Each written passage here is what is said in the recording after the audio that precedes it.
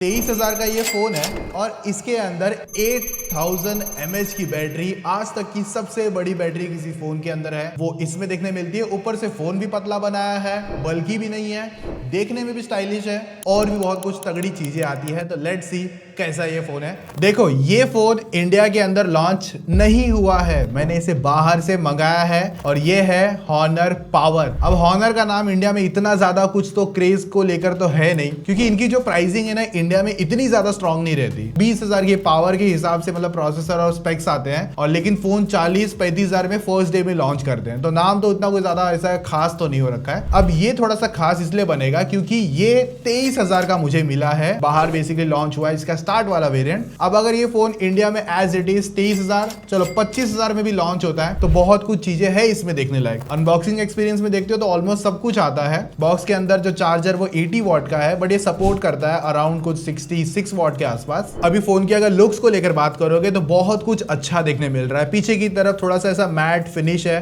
हालांकि प्लास्टिक की बैक है, काफी अच्छा लग रहा है। कैमरा मॉड्यूल मेरे हिसाब से फर्स्ट डे मुझे थोड़ा सा अनोइंग लग रहा था, एक दो दिन समझने के बाद में सच बता रहा हूँ प्रीमियम लग रहा है, स्टाइलिश लग रहा है। और इसके अगर अराउंड देखते हो गोल्ड प्लेट जैसा डिजाइन जो है वो भी प्रीमियम लगता है। साइड में जो चमकता हुआ प्लास्टिक फ्रेम है और इन हैंड फीलिंग अगर देखोगे वेट के हिसाब से भी वो भी अच्छी निकल कर आती है। ऊपर से इतनी बड़ी 8000 mAh की बैटरी है, उसके बाद में भी फोन 7.98 mm पतला निकल कर आता है। हैवी बिल्कुल नहीं लगता, मुझे तो कंफर्टेबल लगा था, और थोड़ा सा चौड़े साइज का भी फोन लगता है, तो इन हैंड फीलिंग थोड़ी सी अलग बनती है। और जब इस फोन पे देख रहा था तो इसकी जो डिस्प्ले है वो चारों तरफ से कर्व्ड आते हैं, मतलब क्वाड कर्व डिस्प्ले इस पर आती है। और अगर सामने देखते हो ना, थोड़ा सा एक हल्का सा पिल टाइप का देखने मिलता है, जो बेसिकली इसके अंदर एक मेन कैमरा है और उसके बाद में अल्ट्रा वाइड लेंस भी है। कैमरा वाले पार्ट में समझाता हूँ कितना अच्छा कितना बुरा है। बाहर ये 3 कलर में लॉन्च हुआ था, मेरे पास गोल्ड वाला कलर है, और ये ना 360 वाटरप्रूफ है। इसमें कोई आईपी रेटिंग नहीं दिख रही थी। और इसमें ना टोटल 4 माइक्स आते हैं, 2 सिम डाल सकते हो, नैनो सिम आते हैं, और डुअल स्टीरियो स्पीकर के साथ में फोन मिलता है। अगर डिस्प्ले देखते हो तो 6.78 इंचेस का क्वाड कर्व्ड एमोलेड डिस्प्ले आता है, जो कि 120 हर्ट्ज है, HDR 4000 पीक ब्राइटनेस है। बट ये इसका अगर HBM देखते हो जो नॉर्मल सिनेरियो में हमको मिलता है यूज करने के लिए, वो 1300 निट्स है। आउटडोर कंडीशंस में हार्श लाइट में डिस्प्ले अच्छा खासा विजिबल है। और इस पर कोई LTPO वगैरह डिस्प्ले नहीं है, ये 60 हर्ट्ज, 90 हर्ट्ज और 120 हर्ट्ज के बीच में ही शफल करता रहेगा। और अभी नेटफ्लिक्स पर HDR को लेकर तो कोई सपोर्ट नहीं है, लेकिन अगर YouTube पे जाते हो तो 4K HDR का कंटेंट रन कर सकते हो। और रही बात कलर्स को लेकर, भाई अच्छे देखने मिल रहे हैं, एज सच कोई ज्यादा इश्यूज नहीं है। कलर वाइब्रेंस को लेकर पॉजिटिव नोट है, और स्पीकर भी यहाँ पर डिसेंट सा मिलता है, ऐसा बहुत ज्यादा मतलब तगड़ा बेसी एक्सपीरियंस तो नहीं है, पर इनफ लाउडर है। तो मल्टीमीडिया को लेकर एज सच ज्यादा कोई ऐसी कंप्लेंट मेरी तरफ से तो नहीं है। और जैसे मैंने बताया 8000 mAh बैटरी है, बॉक्स के अंदर 80 वॉट चार्जर है, लेकिन 66 वॉट सपोर्ट करता है। और इंडिया के अंदर चार्जर आएगा या बाद में अलग से शिफ्ट करेंगे पता नहीं, क्योंकि पहले Honor कर चुका है सारी चीजें। 65 मिनट लगेगा 100% पूरा फोन चार्ज होने में। और बैटरी बैकअप तो भाई 2 दिन 2.5 दिन तो कहीं नहीं गया। अगर फुल फ्लैश गेमर भी हो, पूरा दिन भी गेमिंग करोगे तो 1 दिन तो या 1.5 दिन तो आराम से खिंचवा के दे देगा बैटरी। तो इतना तो है, बैटरी को लेकर इस फोन में कोई ज्यादा इशू नहीं है, लॉन्ग टर्म चलने वाला है। 10,000 mAh की पावर बैंक देखो, और इसको देखो एक बार साइड में। वैसे 10,000 mAh के हिसाब से एक फोन दिखने वाला है बीच में हमको, अभी थोड़ा उस पर काम चल रहा है। फोन का नाम नहीं ले सकता मैं, आप बता सकते हो, अगर आपको पता होगा तो कमेंट में बता देना। मैंने वो फोन देख लिया था फिजिकली, इससे भी पतला है भाई, इतना बताऊंगा। ये तो कुछ भी नहीं है इसके आगे, उससे भी पतला फोन वो देखने मिला था मुझे। ब्रांड और नेम वगैरह भी मैं डिस्क्लोज नहीं कर सकता, आप लोग समझदार हो, कमेंट में जरूर बता देना। और ये इस तरीके के तगड़े रिव्यूज आपको पसंद आते हैं कि नहीं, क्योंकि इंडिया में ये फोन अवेलेबल नहीं है, मैंने बाहर से अरेंज करा आपके लिए। और Honor के हिसाब से आप क्या सोचते हो इसकी बेस्ट प्राइसिंग क्या होनी चाहिए? पावर के लिए इतना कुछ तो सोचा नहीं है, क्योंकि स्नैपड्रैगन 7 Gen 3 है, और ये कोई ज्यादा तगड़ा पावरफुल प्रोसेसर तो नहीं है, क्योंकि Antutu बेंचमार्क पर 8 लाख तो स्कोर है, मतलब बुरा नहीं है।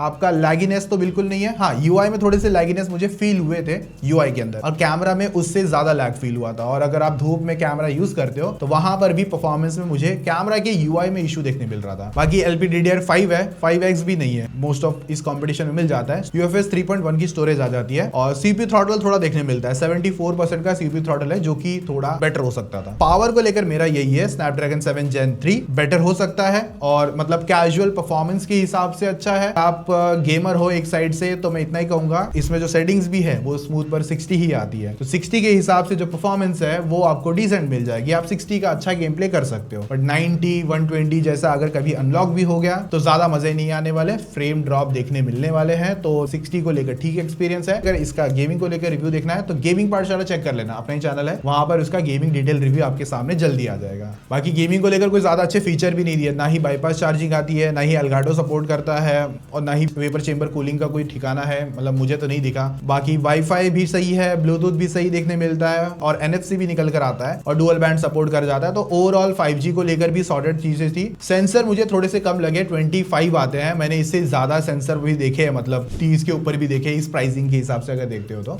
और ऊपर से यहाँ पर जो इन डिस्प्ले फिंगरप्रिंट स्कैनर आता है ये ऑप्टिकल वाला है, प्रीमियम वाला तो नहीं है, और मोस्ट ऑफ इसी प्राइस में ऑप्टिकल ही मिलते हैं, तो वहां पर हिसाब से ठीक है, अनलॉक भी कर देता है सही तरीके से, बॉटम साइड देखने मिलता है जो कि ठीक है, रीचेबल है। एंड्रॉइड 15 है, और जो कि मैजिक OS 9 के साथ में आता है, जो हॉनर का खुद का डेवलप किया हुआ स्किन कह लो, वो बेसिकली उनका है। और अपडेट्स को लेकर तो ऐसा है कि 2+3 है, कोई श्योरिटी नहीं थी, या 3+4 भी है, अब वो तो नहीं पता, इंडिया में जब लॉन्च करेंगे प्रॉपरली तब पता चलेगा। एक्सपीरियंस तो मेरा ऐसा है जो मैजिक OS 9 को लेकर, इनको थोड़ा सा रिफाइन करने की जरूरत है। अच्छा है लेकिन ये थोड़ा सा बेटर हो सकता है। इसको यूज करते टाइम तो मुझे एक ही बार फील थोड़ा सा कार्टूनिश, थोड़ा सा ऐसा मिनिमल सा, नॉर्मल सा लगता है। मिनिमल भी थोड़ा सा एक एस्थेटिक वर्ड हो जाता है, लेकिन ये थोड़ा सा नॉर्मल लगता है। मुझे लगता है कि मैजिक OS 9 को थोड़ा सा बेटर होना चाहिए। और बाकी लेकिन UI स्मूथनेस वगैरह एक्सपीरियंस अच्छा निकाल लेता है, फास्ट है, बट जैसे मैंने कहा थोड़े से मतलब जिटर कैमरा वगैरह में मुझे फील हुए हैं। और बाकी कुछ और चीजें भी आती हैं। मेरा ऐसा है कि इंडिया में लॉन्च होगा तो और डिटेल में बात करेंगे, जैसे कि इसके अंदर हॉनर कनेक्ट है, और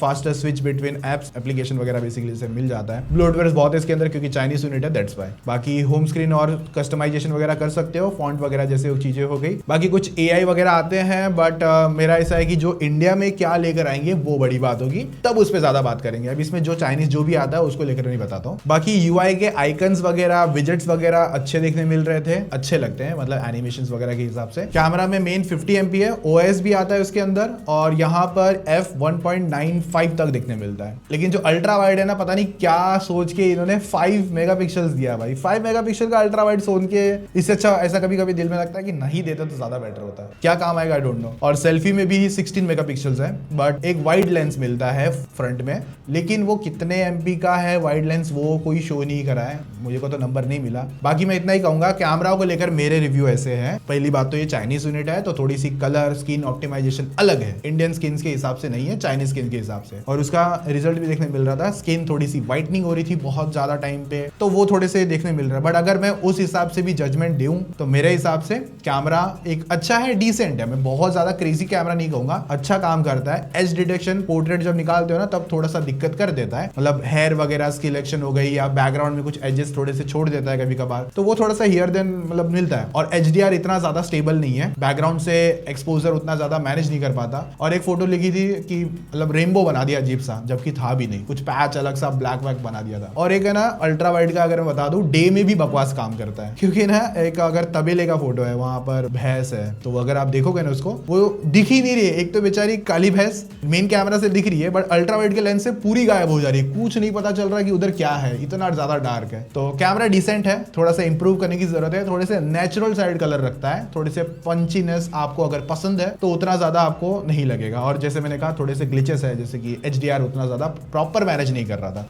25,000 के हिसाब से कैमरा मुझे ठीक ही लगा। मेरे हिसाब से ये कैमरा अराउंड 16-17-18 के आसपास जो फोन्स आते हैं ना, उस तरीके का परफॉर्म करता है। और अगर वहां पर वीवो और आईक्यू अगर ऐसे फोन्स है तो जो कि ऑलरेडी अच्छा परफॉर्म कर जाते हैं अपने प्राइस सेगमेंट में। 4K 30 FPS मेन कैमरा से शूट कर सकते हो, और 1080p 30 FPS फ्रंट लेंस से शूट कर सकते हो, फ्रंट कैमरा से। डिसेंट आउटपुट है, कोई ज्यादा बहुत ज्यादा एक्स्ट्राऑर्डिनरी नहीं है। डुअल मोड वगैरह भी मिलता है, करना चाहते हो खुद को और बैक को एक साथ कैमरा शूट करना चाहते हो तो वो सब चीजें भी आ जाती है। लेकिन मेरा ऐसा है कि कैमरा मुझे बहुत ज्यादा क्रेजी नहीं लगा जितना मैं सोच के बैठा था, खास करके इसके कैमरा मॉड्यूल को देख के कि लग रहा था कि नहीं सच में भाई बहुत एक्स्ट्रा ऑर्डिनरी कैमरा है। सो अगर फाइनल कंक्लूजन जानना है तो मेरे हिसाब से इंडिया में अगर ये फोन 25,000 के अंदर आता है, हॉनर के बैकग्राउंड को अगर देखते हो तो उससे कम में आ गया तो बहुत अच्छा है। 23,000 में तो आने से रहा, मेरे हिसाब से 25,000 में अगर आता है या ज्यादा से ज्यादा 27 तक भी आ जाता है तो थोड़ा सा एक स्मॉल पार्ट है जिसकी वजह से रेकमेंड कर सकते हैं, जो है कि है इसकी बैटरी 8000 mAh। बाकी डिस्प्ले अच्छा है, कैमरा मुझे थोड़ा सा ओके लगा, UI थोड़ा सा और पॉलिश हो सकता था। बाकी आप सच में लोगे कि नहीं, क्योंकि हॉनर की इंडिया में जो रेपुटेशन ऐसी भी है कि उनका आफ्टर सेल सर्विस बहुत ज्यादा बुरा भी है, बहुत लोगों ने कंप्लेंट करा है। तो फीडबैक ऐसा है कि हॉनर को लेकर उतना ज्यादा स्ट्रांग नहीं है। एक तो ये बहुत कम फोन लॉन्च करते हैं, वो भी एक इशू है। तो इशू मतलब ऐसा है कि जो लॉन्च भी करते हैं उनको ज्यादा स्टेबल नहीं कर पा रहे या उन पे अच्छा रिस्पॉन्स नहीं दे पा रहे आफ्टर सेल सर्विस को लेकर। तो आप लोग इंडिया में अगर ये हॉनर पावर लॉन्च होता है तो आपके हिसाब से आप परचेस करोगे जो भी 25, 26, 27, वो अपने थॉट्स कमेंट में जरूर बता देना। और अगर वीडियो अच्छी लगी है एज ऑलवेज लाइक जरूर कर देना, आप लोगों का प्यार बहुत ज्यादा नीड है। और भी बहुत सारे तगड़े रिव्यूज है आने वाले हैं। रेड मैजिक 10 एयर आएगा, CMF2 Pro का भी आने वाला है। तो अगर उनको लेकर भी कोई क्वेश्चंस होगा तो अभी पूछ लेना कमेंट के अंदर, तो मैं देख लूंगा, आपके वहां पे रिप्लाई वगैरह दे दूंगा। मिलते हैं नेक्स्ट वीडियो में, तब तक बाय।